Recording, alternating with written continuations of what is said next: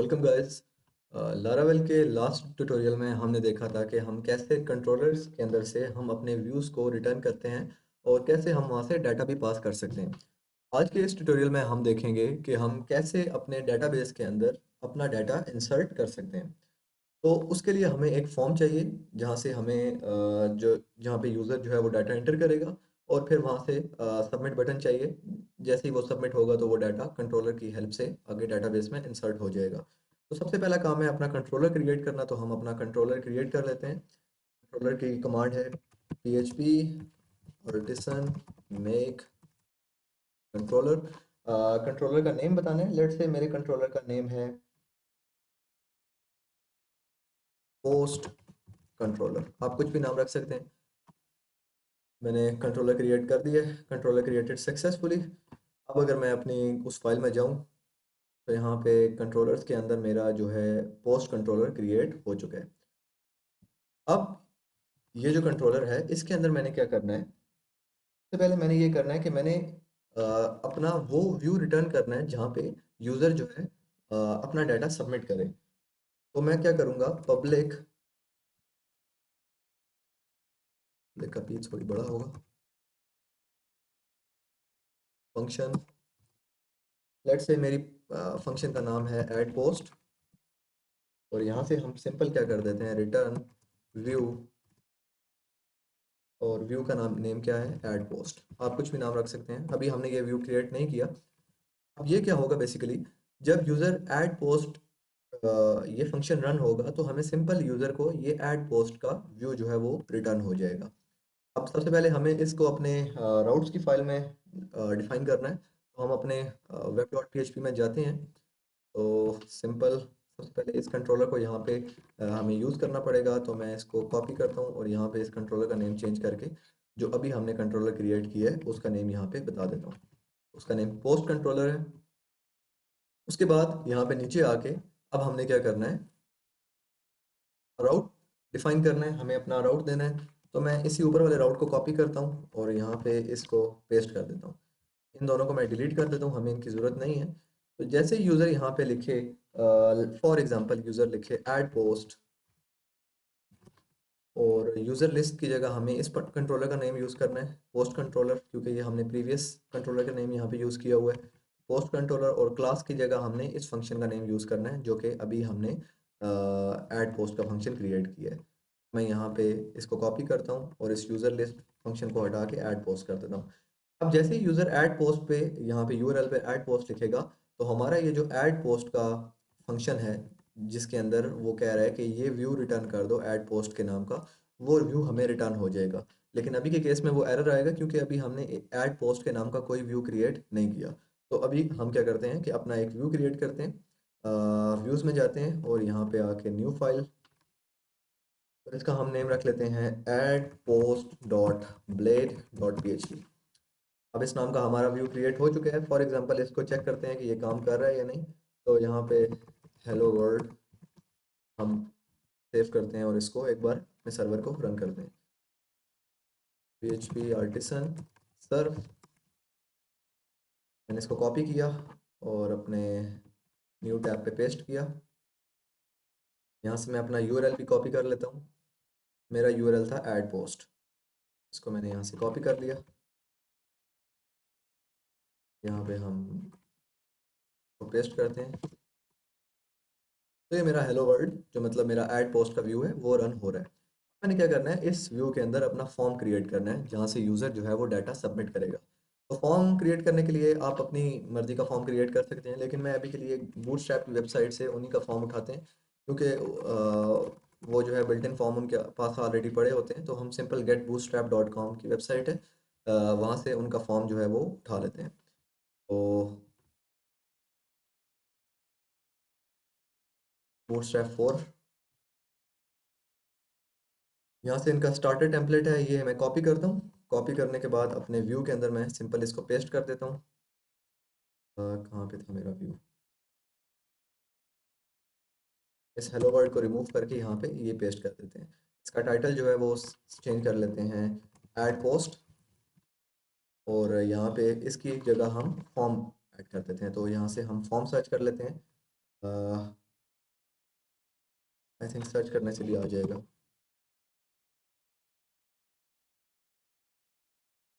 हाँ नहीं, सर्च करने से नहीं आया, हमें यहाँ से कंपोनेंट्स में सर्च करना पड़ेगा। कंपोनेंट्स के अंदर ये फॉर्म पड़ा हुआ है, यहाँ से हम फॉर्म यूज़ करेंगे और इस फॉर्म को मैं यहाँ से अ, इस वाले को कॉपी कर लेता हूँ। मैंने कॉपी किया और यहाँ पे आके इसको पेस्ट कर दिया। अभी के लिए हमें बस एक नेम चाहिए, तो हम यहाँ से इसकी टाइप जो है नेम कर देते हैं और इस ईमेल एड्रेस को मैं कह देता हूँ नेम।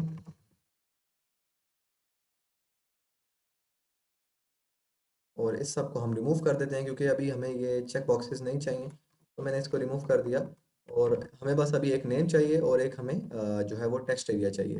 तो दोनों चीज़ें हमारे पास आ गई हैं। अगर मैं इसको अब दोबारा से रन करूँ तो एक मेरे पास नेम आ गया, एक मेरे पास टेक्स्ट एरिया आ गया। अब हमें एक सबमिट बटन चाहिए, तो सबमिट बटन यूज़ करने के लिए मैं यहाँ पे बटन का टैग लूँगा और इसकी मैं क्लास जो है वो BTN प्राइमरी कर देते हैं और यहाँ से बटन का नेम हम रख देते हैं सबमिट फॉर्म। ठीक हो गया। अगर मैं इसको रन करूँ तो ये मेरा बटन भी क्रिएट हो चुका है। अब मैंने क्या करना है, मेरे पास नेम भी आ चुका है और जो है वो मेरे पास क्लास भी आ चुकी है। मैंने सिंपल अब ये जो इनपुट टाइप है इसको मैंने एक नेम देना है। नेम क्यों देना है? क्योंकि मैं इस नेम की हेल्प से डाटा जो है अपने कंट्रोलर को पास करूंगा और वहां से डाटाबेस के अंदर हम इंसर्ट करेंगे। तो मैं यहाँ से नेम के अंदर मैं कह देता हूँ फॉर एग्जांपल नेम। नेम का नेम मैंने नेम ही रख दिया और टेक्स्ट एरिया का भी मैं नेम रखूंगा क्योंकि मैंने इस टेक्स्ट एरिया के डाटा को भी पास करना है। तो मैं इसका नेम जो है वो रख देता हूँ डिस्क्रिप्शन। आप कुछ भी नाम रख सकते हैं। तो अभी हमारा नेम इसका भी हो गया और इसका भी हो गया। और इस जो बटन है इसको भी आपको रखने की ज़रूरत नहीं है क्योंकि हम डायरेक्ट यहाँ से इस फॉर्म के अंदर एक्शन लगाकर उसको एग्जीक्यूट कर लेंगे। अब इस फॉर्म का मेथड आपने बताना है। फॉर्म का मेथड जो है हम लेट से पोस्ट, आप गेट भी रख सकते हैं लेकिन वो यूआरएल का डिफरेंस आ जाता है, वो जब हम आगे इस टॉपिक पे जाएंगे तो मज़ीद डिटेल से गेट और पोस्ट को हम देख लेंगे। अभी के लिए मैं पोस्ट रखता हूँ और इसका जो एक्शन है, अब एक्शन बेसिकली क्या है, अभी के लिए इसको मैं नल छोड़ता हूँ। ये होगा क्या, मैं कहता हूँ कि जैसे ही इस बटन पे क्लिक हो, ये जो मेरा बटन है सबमिट फॉर्म, इस पे जैसे ही क्लिक हो तो ये एक्शन जो है, जैसे ही मतलब फॉर्म सबमिट हो तो ये एक्शन जो है वो रन हो जाए। अब इस एक्शन के अंदर हम फॉर एग्जांपल एक राउट दे देते हैं कि इस जगह चला जाए। तो अब इस राउट के अंदर मैं कहता हूँ मैं अपनी ब्लेड टेम्पलेटिंग के थ्रू अपने राउट डिफाइन कर देता हूँ राउट। और मैं यहाँ पे राउट का नेम दे दूंगा, ये सिंटेक्स है इसका। राउट का नेम लेट से मेरा है पोस्ट, के अंदर आपने देना है पोस्ट डॉट सेव। कि जैसे ही इस फॉर्म बटन इस पे क्लिक हो तो मेरा पोस्ट डॉट सेव का जो एक्शन है वो रन हो जाए, उस राउट पे चला जाए। तो अभी इस नेम का मैंने, इस राउट का मैंने कोई राउट नहीं बनाया हुआ इस नेम का, तो वो मैं अपने वेब डॉट PHP में बना लूँगा। तो ये भी हो गया, हमारा काम कंट्रोलर भी क्रिएट हो गया। एक बार हम इसको चेक करते हैं कि जैसे ही ऐड पोस्ट पे क्लिक हो तो मेरा जो है वो नेम, अच्छा अब ये मुझे कह रहा है पोस्ट डॉट सेव, अभी मुझे एरर दे रहा है कि पोस्ट डॉट सेव राउट जो है वो आपका डिफाइन नहीं है। तो हमें पहले उस राउट को डिफाइन करना पड़ेगा क्योंकि हमने एक्शन के अंदर अपना वो राउट दिया है। तो मैं अपने वेब डॉट PHP में जाता हूँ जहाँ पे मैं अपने सारे राउट्स डिफाइन करता हूँ। तो सिंपल मैं इस ऊपर वाले को कॉपी करता हूँ और इसको नीचे पेस्ट कर देता हूँ। तो अब मैं कहता हूँ कि पहले तो मैंने राउट क्रिएट किया कि जैसे ही यूज़र ऐड पोस्ट पे क्लिक करे तो क्या हो, ये वाला जो मेरा URL है, जो ऐड पोस्ट का मेरा फंक्शन है वो रन हो जाए। और उस फंक्शन के अंदर मैंने ये कहा हुआ था कि मेरा जो व्यू है ऐड पोस्ट डॉट ब्लेड वो शो हो जाए। अब इसके अंदर मैं क्या कहता हूँ कि मैंने राउट इसकी मैं जो गेट नहीं करता, मैं इसको पोस्ट कर देता हूँ क्योंकि मैं जो मैं अपने फॉर्म को सबमिट कर रहा हूँ तो मैंने उसका मेथड पोस्ट रखा है, इस वजह से मैं डाटा जो है यहाँ से पोस्ट कर देता हूँ। तो URL हम सेम रहने देते हैं कि जैसे ही डाटा पोस्ट हो तो URL हम वही रहेगा, उसी URL पे हमने करना है। और हम यहाँ पे एक न्यू फंक्शन क्रिएट कर लेते हैं, लेट से सेव पोस्ट। अभी मैंने ये कंट्रोलर के अंदर फंक्शन क्रिएट नहीं किया लेकिन हम यहाँ पे डिफाइन कर लेते हैं। और एक और चीज़ आपने यहाँ पे करनी है, वो आपने ये नेम देना है, सॉरी नेम देना है। अब नेम बेसिकली क्या होता है, नेम के अंदर हमें वो वाला नेम स्टोर करना है जो कि हम यहाँ पे एक्शन के अंदर बता रहे हैं। तो एक्शन के अंदर हमने नेम बताया पोस्ट डॉट सेव, तो मैं इसको कॉपी करता हूँ और इसको यहाँ से सेव कर देते हैं। इसका नेम मैंने पोस्ट डॉट सेव रख लिया। तो अब जैसे ही मेरा फॉर्म सबमिट होगा तो ये वाला जो राउट है पोस्ट डॉट सेव का, वो ऑटोमेटिकली कॉल हो जाएगा। अब मैंने कंट्रोलर के अंदर जाना है और सेव पोस्ट के जो फंक्शन है वो क्रिएट करना है। तो मैं सिंपल अपने कंट्रोलर के अंदर जाकर न्यू फंक्शन क्रिएट करता हूँ और सेव पोस्ट के नाम का मैंने फंक्शन क्रिएट किया। अब यहाँ पे फिलहाल हम एक सिंपल एको कर लेते हैं पोस्ट सेव।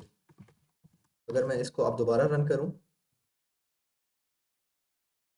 तो ये मेरा फॉर्म रन हो रहा है। और अगर मैं यहाँ पे कुछ लिख कर इसको सबमिट करूँ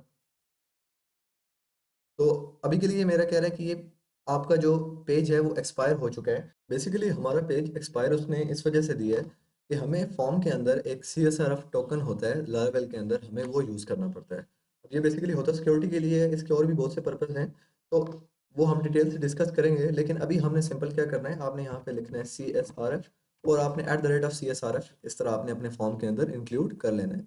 ये बेसिकली एक टोकन होता है जो हर फॉर्म के अंदर हमें डिफाइन करना होता है।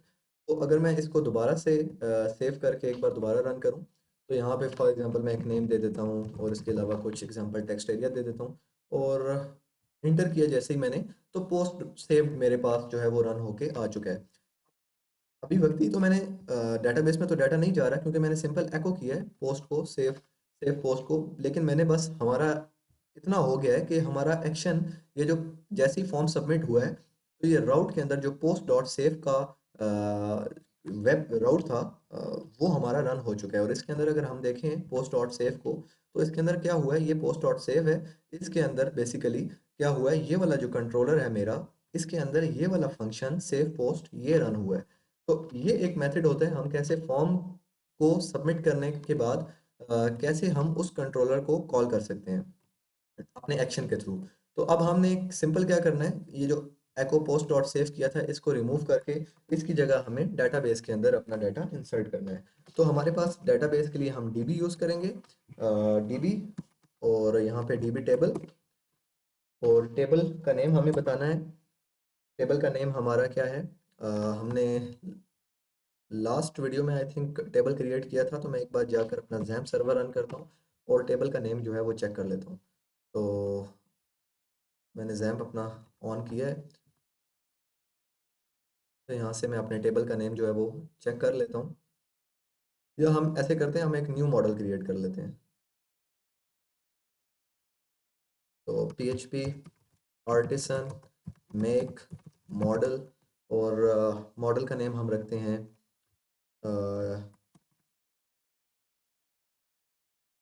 बर्गर डिटेल्स, या सिर्फ बर्गर्स रख लेते हैं। इसी नाम का हमारा मॉडल ऑलरेडी एग्जिस्ट है, तो फिर हम उसी को जाकर देखते हैं कि हमारा मॉडल किस नाम से, burgers डॉट PHP के नाम से ही हमारा मॉडल है। तो फिर मैं अपने अपने डाटाबेस के अंदर जाकर अपने मॉडल को देखता हूँ कि उसके अंदर कौन कौन सी एंट्रीज पड़ी हुई हैं। आई थिंक वो 2-3 ट्यूटोरियल पहले हमने अपना टेबल क्रिएट किया था, तो वो अभी इस वजह से मुझे जो है वो याद नहीं है। यहाँ से अगर मैं देखूँ तो मेरा जो है वो बर्गर शॉप के नाम का डाटाबेस था और इसके अंदर हमारा ये बर्गर्स नाम का टेबल है। इसके अंदर हमारा एक नेम और टाइप, नेम और टाइप हमारे दो वेरिएबल हैं जो कि हमने यूज़ किए थे। आईडी तो आईडी और ये तो अभी इसकी हमें ज़रूरत नहीं है, आईडी ऑटो इंक्रीमेंट है। तो नेम और टाइप हमारे दो डेटाबेस हैं के अंदर वेरिएबल्स हैं जो हमने यूज़ किए हैं। तो अभी हम क्या करेंगे, एक तो हमें यहाँ पे डीबी टेबल के अंदर हमें अपने टेबल का नेम बताना है। तो मेरे टेबल का नेम है बर्गर्स, और यहाँ पे हमें उसके बाद यहाँ पे लिखना है इंसल्ट।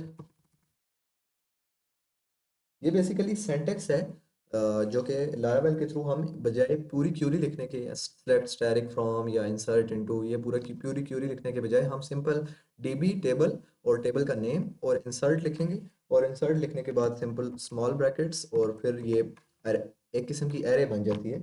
और यहाँ पे आके हमें जो है वो उन वेरिएबल उन फील्ड्स के नाम आपने इंटर कर देने हैं। तो यहाँ पे मैं सबसे पहले अपना पहला नेम था मेरा, अगर मैं देखूं नेम, तो मैं यहाँ पे लिखूंगा नेम इक्वल टू, अब इस नेम के अंदर मैंने क्या करना है, जो फॉर्म से मैं डाटा ले रहा हूँ, ये वाला जो, इसका भी नेम नेम ही है, तो मुझे ये वाला नेम चाहिए, तो मैं लिखूंगा डॉलर रिक्वेस्ट। अब ये रिक्वेस्ट क्या चीज़ है ये मैं आपको बताता हूँ, रिक्वेस्ट और नेम। इसी तरह मैं अगर इसको कॉपी करूँ और इसको पेस्ट करूँ, यहाँ पे नेम के बाद मेरा दूसरी चीज़ है टाइप, तो मैं यहाँ पे इस डेटाबेस की, इस वेरिएबल की जगह नेम लिख लूँगा टाइप इस, और यहाँ पे अगर फॉर्म के अंदर जाके देखूँ तो मुझे दूसरी चीज़ चाहिए डिस्क्रिप्शन, तो मैं इसको कॉपी करूँगा और यहाँ पे आके पेस्ट कर दूँगा। ठीक हो गया। अब एक चीज़ है कि मैंने जो अपना फंक्शन क्रिएट किया है, इसके अंदर मुझे एक वेरिएबल चाहिए request, dollar request, parameters pass कर दिए मैंने।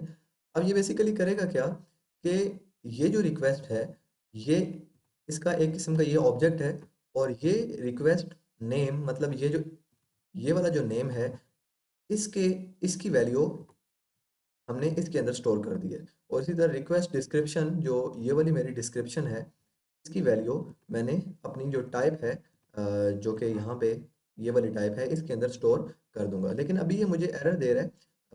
अच्छा, एक तो मैंने यहाँ पे कॉमा डालना है। अच्छा, ये मुझे एरर इस वजह से दे रहा है कि जो मेरा डीबी है वो मैंने यहाँ पे डिफाइन नहीं किया हुआ, तो मैं यहाँ पे ऊपर टॉप पे डीबी को यूज़ कर लूँगा। मैंने डीबी को यूज़ कर लिया, तो अब मुझे किसी किस्म का कोई एरर नहीं मिल रहा। तो एक बार इसको जो है हम रन करते हैं, php artisan सर्फ, इसको मैं कॉपी करता हूँ, या हमारे पास ऑलरेडी हुई है, तो मैं इसी को दोबारा से रन कर लेता हूँ।